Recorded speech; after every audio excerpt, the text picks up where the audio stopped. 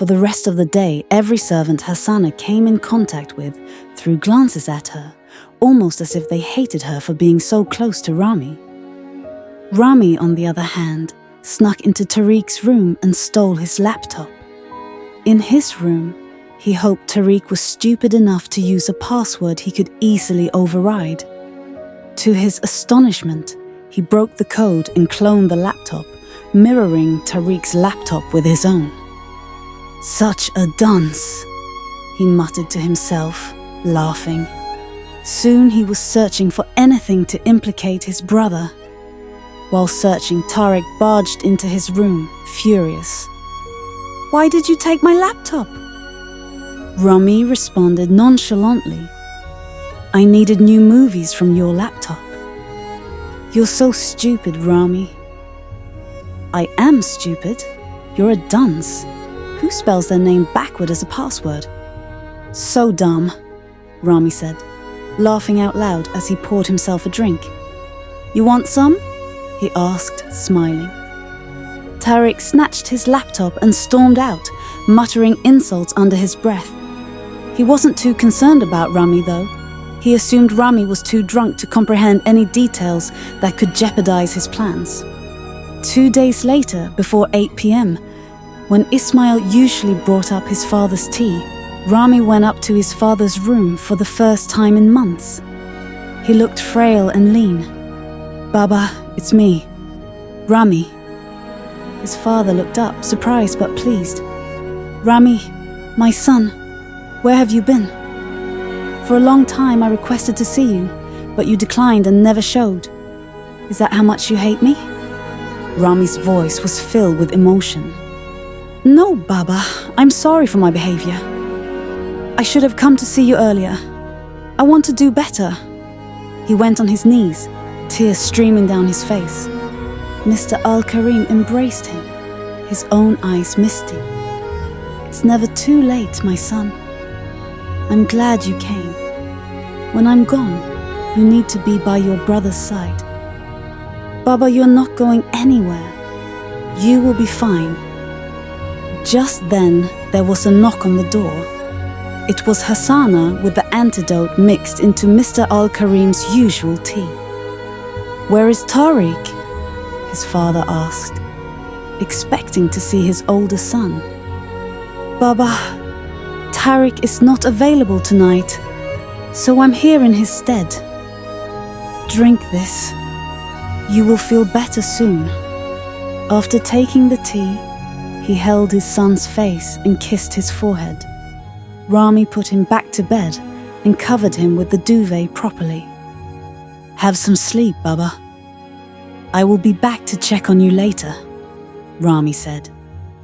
Before Rami and Hassana left, they placed 2 guards by his bedside with strict instructions to not let anyone feed Mr. Al-Karim anything, not even Tariq.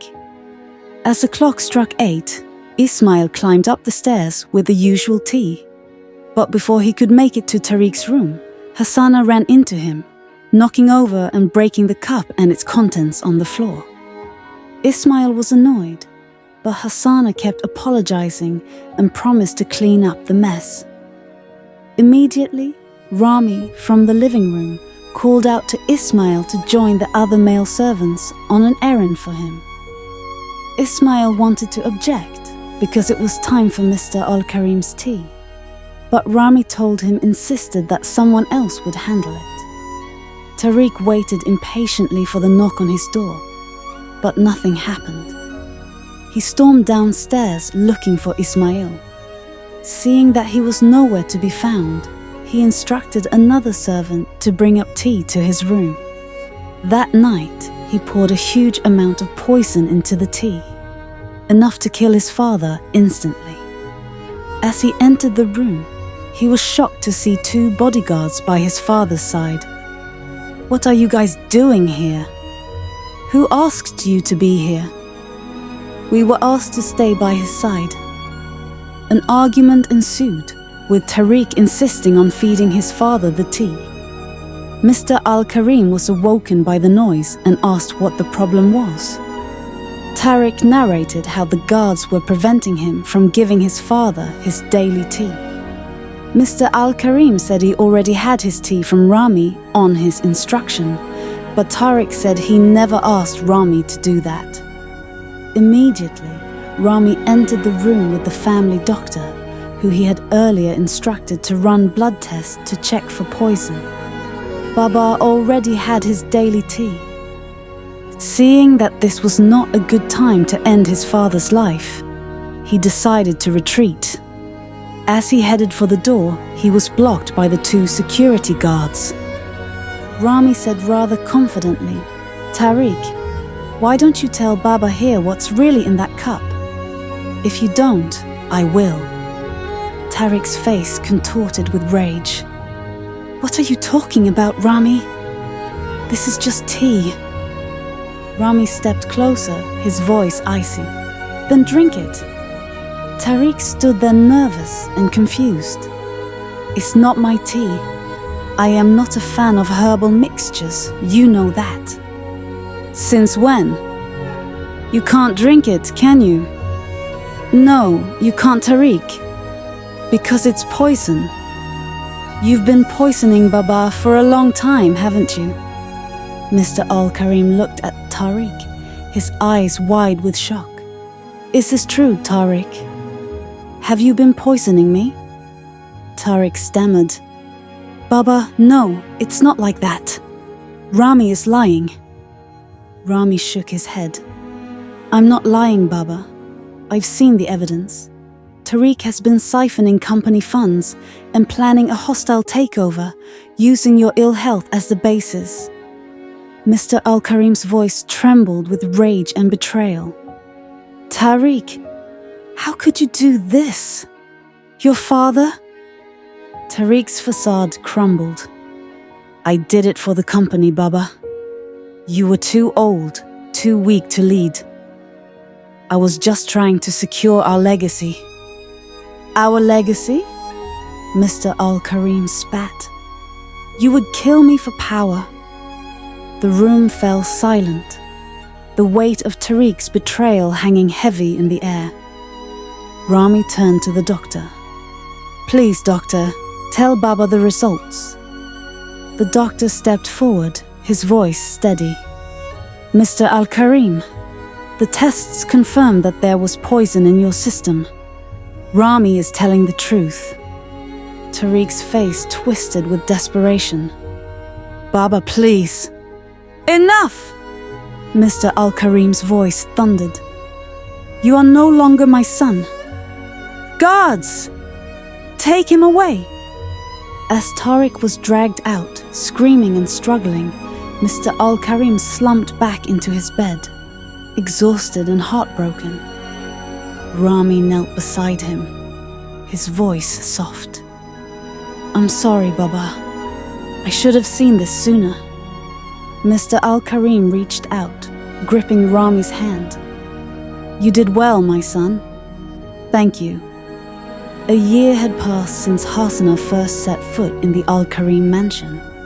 Having fully recovered, Mr. Al-Karim had not only freed her and cleared her father's debt, but also provided her with enough money to secure a comfortable future for her family. It felt like a dream. She rushed toward Rami's room to share the news. But when she reached his door, she hesitated. Rami had now taken his brother's place in the company, while she remained a mere servant, regardless of her newfound wealth. Tears welled in her eyes as she turned away, unable to bridge the gap between their worlds. That night, she packed her belongings and bade farewell to the mansion where her life had transformed. Returning home, Hasana felt a mix of relief and sadness. She had grown attached to Rami and the life she had built in the mansion. Hasana renovated her family house and sent her 3 younger siblings to school, just as her father had wanted. Months had passed since Hasana left the mansion without a word, and Rami had tried to bury the emotions that raged within him. He told himself he was angry that she left, angry that she didn't trust him enough to stay. But deep down, he knew the truth. The anger was just a mask, a thin veil over the longing he couldn't shake. So when he finally stood in front of her house, nerves tight in his chest, he knew there was no turning back. He had to see her, to tell her everything. He knocked on the door, his heart pounding with every second that passed until she finally opened it.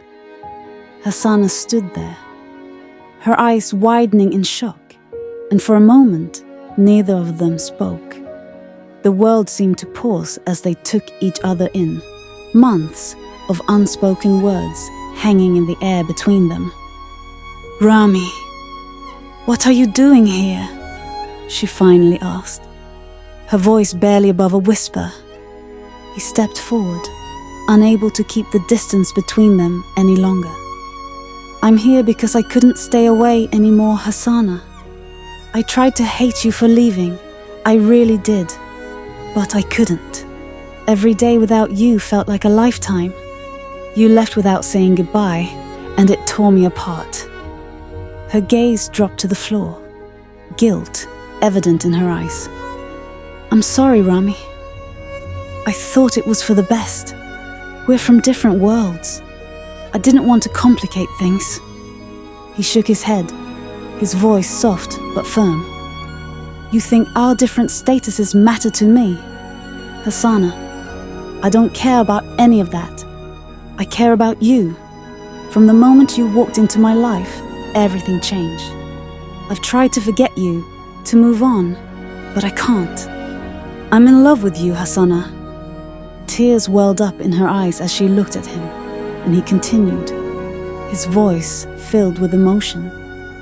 "You are the most incredible person I've ever met. You're strong and kind, and you see me for who I am, not the person everyone else thinks I should be. I don't want a life without you in it. I don't care about titles or status or what anyone else thinks. All I want is you." He reached out, gently cupping her face in his hands. "Please, Hasana, please don't push me away because you think you're not enough. You're more than enough. You're everything. And I don't want to spend another day without you by my side." For a moment, she seemed frozen, her breath caught in her throat. Then, slowly she leaned into his touch, her tears spilling over as she whispered, "I never stopped loving you, Rami. I was just so scared that we couldn't make it work." He smiled, a look of pure relief washing over him as he pulled her into his arms. "We'll make it work, Hasana. We'll figure it out together. I love you, and I'm not letting you go again." The world seemed to right itself as they stood there, wrapped in each other's arms. All the doubts and fears melted away, leaving only the love that had always been there, waiting for this moment. The end.